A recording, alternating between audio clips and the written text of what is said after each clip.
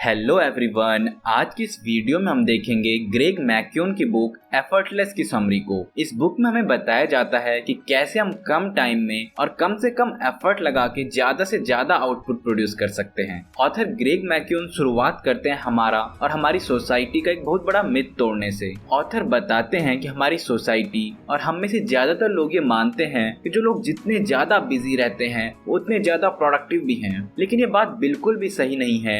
और अपनी प्रोडक्टिविटी को टॉप में ले जाने के लिए आपको हर टाइम खुद को बिजी रखने की कोई जरूरत भी नहीं है। हाँ, ये हो सकता है कि कुछ लोग जो कि बहुत बिजी रहते हों वो बहुत ज्यादा प्रोडक्टिव भी हों, लेकिन ये हमेशा सही हो इसकी कोई गारंटी नहीं है। अब आखिर प्रोडक्टिव होने का यहाँ पे मतलब क्या है? कैसे आप पता कर सकते हो कि आप जो भी काम कर रहे हो उसमें आपकी प्रोडक्टिविटी अच्छी है या फिर खराब? प्रोडक्टिव होने से यहाँ पे मतलब ये है कि आप जो भी वर्क कर रहे हो, जो भी आपका गोल है, उसमें आप टाइम के साथ एक सिग्निफिकेंट अमाउंट में अपने गोल की तरफ बढ़ रहे हो और साथ में आप रिसोर्सेज को एक सही अमाउंट में यूज कर रहे हो। ऐसा नहीं होना चाहिए कि आप अपने गोल की तरफ बढ़ तो रहे हो लेकिन आप बहुत ज्यादा रिसोर्सेज यूज कर रहे हो, जैसे आप अपने गोल की तरफ बढ़ने के लिए बहुत ज्यादा टाइम ले रहे हो या फिर बहुत ज्यादा मनी स्पेंड कर रहे हो। हमें दोनों चीजों का ध्यान रखना है। पहला कि टाइम के साथ अपने गोल की तरफ बढ़ते रहना है और दूसरा अपने रिसोर्सेज का एफिशिएंट यूज करना है। एक प्रॉपर अमाउंट में ही उन्हें यूज करना है। रिसोर्सेज का प्रॉपर अमाउंट में यूज करना बहुत जरूरी है। ऐसा नहीं होना चाहिए कि आप बहुत ज्यादा रिसोर्सेज यूज कर रहे हो, बहुत ज्यादा इनपुट दे रहे हो, लेकिन जो रिजल्ट आ रहा है, जो आउटपुट आ रहा है, वो इनपुट के कंपैरिजन में कुछ भी नहीं,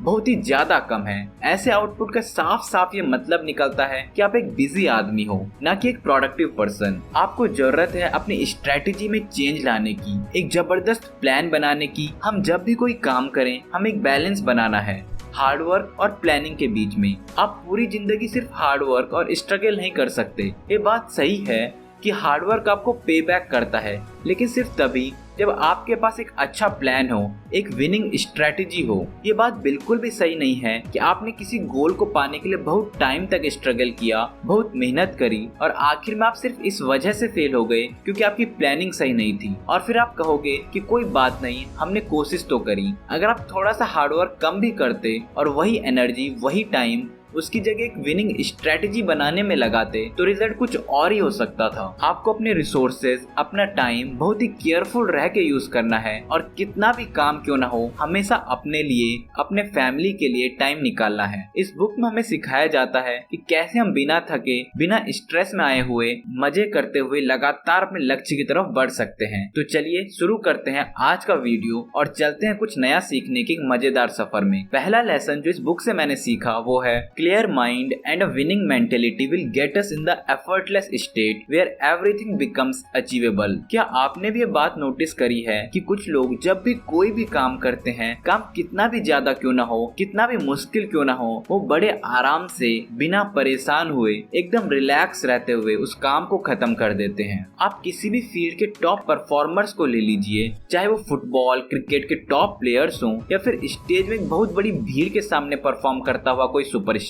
जब ये टॉप परफॉर्मर्स खेल रहे होते हैं, परफॉर्म कर रहे होते हैं, तो ऐसा लगता है कि ये लोग कितनी आसानी से, कितने सिंपल तरीके से अपने काम को कर देते हैं। अब आखिर ऐसा क्या सीक्रेट है कि ये लोग इतनी आसानी से इतनी अच्छी परफॉर्मेंस दे पाते हैं? ऑथर ग्रेग मैक्यून बताते हैं कि इनकी सुपर परफॉर्मेंस के पीछे का सीक्रेट है इनका एफर्टलेस स्टेट में होना। एफर्टलेस स्टेट में पहुंचने के लिए आपको अपने ब्रेन से सारे के सारे सेल्फ डाउट्स, सारे के सारे नेगेटिव थॉट्स निकाल फेंकने होंगे। हाँ, ये बात बिल्कुल सही है कि किसी भी काम में सफल होने के लिए हार्डवर्क सबसे ज्यादा इम्पोर्टेंट होता है, लेकिन हार्डवर्क के साथ साथ जो चीज एक पर्सन को सक्सेसफुल बनाती है वो है कि जब वो उस काम को कर रहा होता है उस टाइम पे उनकी स्टेट ऑफ माइंड कैसी है। आपका brain self doubts, negative thinking, limitation से जितना फ्री रहेगा, आपके अच्छा परफॉर्म करने के चांसेस उतने ज्यादा बढ़ जाएंगे। कई बार हमें ये रियलाइज भी नहीं होता, लेकिन टाइम के साथ साथ हमारे सबकॉन्शियस ब्रेन में ये बात बैठने लग जाती है कि हम सक्सेसफुल नहीं हो पाएंगे और कभी भी एक टॉप परफॉर्मेंस नहीं दे पाएंगे। और हमारे सबकॉन्शियस ब्रेन में जो बातें बैठी होती हैं वही हमारे एक्शन डिसाइड करती हैं। और एक बार अगर हमारे सबकॉन्शियस माइंड में सेल्फ डाउट्स, नेगेटिव थिंकिंग बैठ जाती है तो हमारे एक्शंस की क्वालिटी भी गिरने लगती है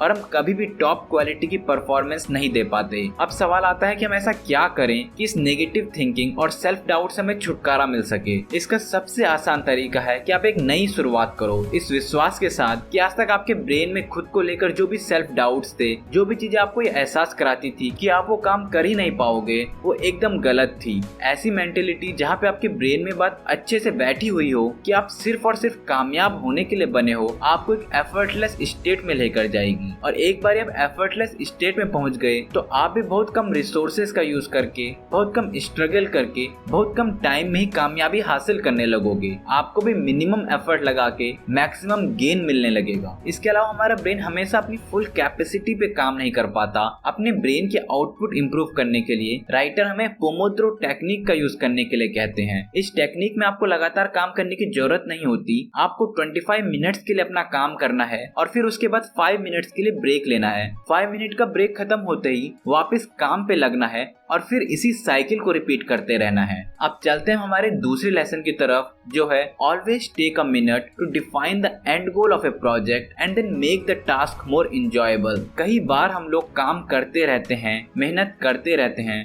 बिना ये जाने कि हमारा गोल क्या है, हम ये सब क्यों कर रहे हैं। ऑथर ग्रेग मैक्यून बताते हैं कि किसी भी फील्ड में सक्सेसफुल होने के लिए जरूरी है कि आप काम शुरू करने से पहले अपना गोल डिसाइड करें। आपको पता होना चाहिए कि आपको जाना कहाँ है। आपके ब्रेन में आपका गोल एकदम क्लियर होना चाहिए। आपके मकसद की इमेज आपके ब्रेन में एकदम साफ होनी चाहिए। आप बिना ये डिसाइड करे हुए कि आपको जाना कहाँ है घर से नहीं निकल सकते। आप पहले ये डिसाइड करते हो कि आपको जाना कहाँ है और फिर उसके बाद ही घर से निकलते हो। आपको न सिर्फ अपना गोल डिसाइड करना है बल्कि उसे छोटे छोटे स्टेप में भी तोड़ देना है। मान लीजिए कि आपका गोल है बहुत पैसा कमाना, तो सबसे पहले डिसाइड करिए कि कितना पैसा और कितने टाइम में कमाना है। मान लीजिए कि आपको अगले 3 साल में 3 करोड़ रुपए कमाने हैं, तो आपका लक्ष्य हो गया अगले 3 साल में 3 करोड़ रुपए कमाना। उसके बाद से छोटे छोटे स्टेप में तोड़ दीजिए, जैसे पहले 6 महीने में 5 लाख, अगले 6 महीने में 20 लाख। इस तरीके से आप एक बड़े गोल को छोटे छोटे मिनी गोल्स में तोड़ दें। जब आप एक बड़े गोल को छोटे छोटे टारगेट्स में तोड़ देते हो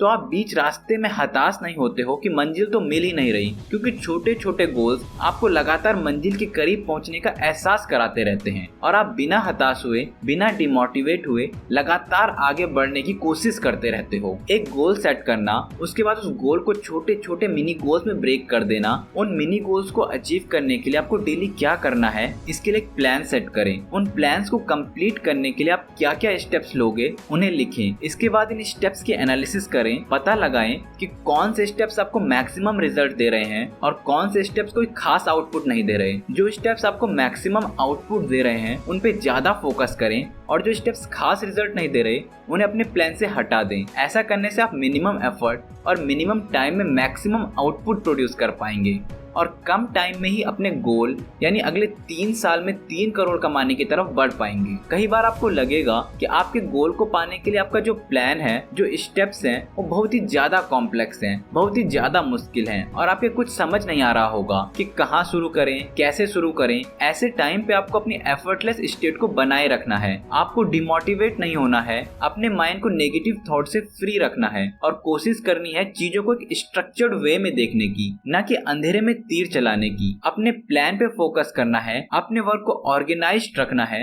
जो आपके वर्क में अननेसेसरी के टास्क हैं, जो कोई भी वैल्यूएबल रिजल्ट नहीं प्रोड्यूस करते, उन्हें अपने प्लान से हटाना होगा ताकि आप कम मेहनत करके और कम टाइम में 3 करोड़ रुपए कमा पाएं। अब चलते हैं हमारे तीसरे और आखिरी लेसन की तरफ, जो है don't be afraid to speak up ideas as any contribution can start a successful process. इस लेसन में राइटर हमें स्टूपिड से साउंड होने वाले आइडियाज की इंपॉर्टेंस को समझाते हैं। ऑथर कहते हैं कि कई बार हम आइडियाज में जस्ट इस वजह से काम नहीं करते क्योंकि वो बहुत स्टूपिड साउंड कर रहा होता है। उस आइडिया को किसी के भी साथ शेयर नहीं करते, उस पर कभी काम शुरू ही नहीं करते। राइटर बताते हैं कि आपका आइडिया कितना भी स्टूपिड साउंड क्यों ना कर रहा हो, उसे अपने खास लोगों के साथ जरूर शेयर करें और उस आइडिया के बारे में उनका व्यू जरूर जानें। अगर उन लोगों को आपका आइडिया सही लगता है तो उस पर काम जरूर शुरू करें। ज्यादा से ज्यादा क्या होगा, आप फेल हो जाओगे, लेकिन ये फेलियर, जो गलतियां उस उस आइडिया को रियलिटी बनाते हुए करेंगे वो हमको बहुत कुछ सिखा जाएगा। और वैसे भी हम खुद के फेलियर्स और खुद की गलतियों से बहुत कुछ सीखते हैं।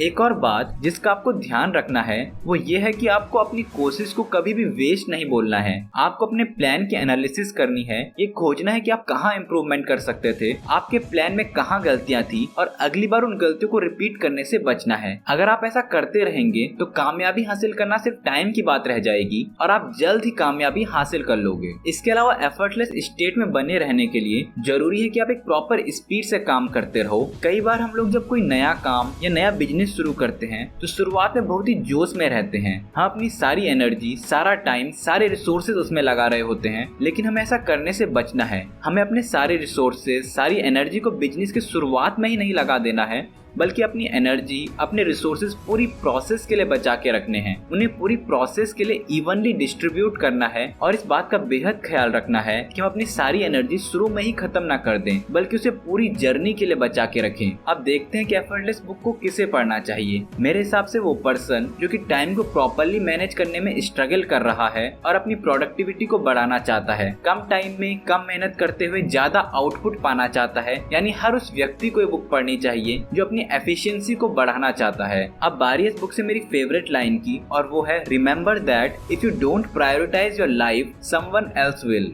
ओके गाइस, आज के वीडियो में इतना ही। फिर मिलेंगे अगले वीडियो में और प्लीज वीडियो को लाइक शेयर करें और बुक ज्यूस यूट्यूब चैनल को सब्सक्राइब करें।